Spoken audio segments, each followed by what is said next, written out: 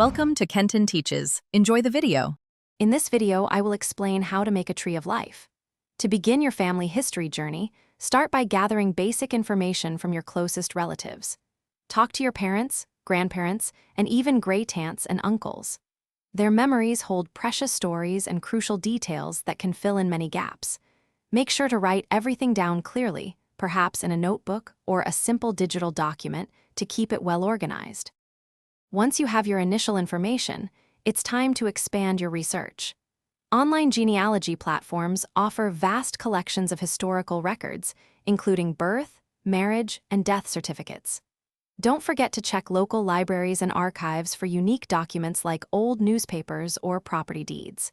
For an exciting new dimension, consider DNA testing. It can reveal unexpected ethnic origins and connect you with distant relatives you never knew existed. With your research in hand, the next step is to actually build your tree of life.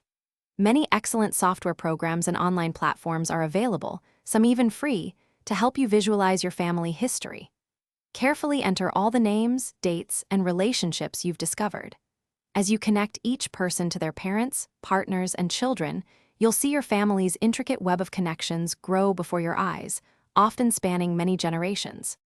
Finally, it's essential to preserve and share your incredible work. Always back up your digital tree to ensure your hard-earned research is safe. Sharing your tree of life with family members can be a truly rewarding experience, sparking conversations and strengthening bonds.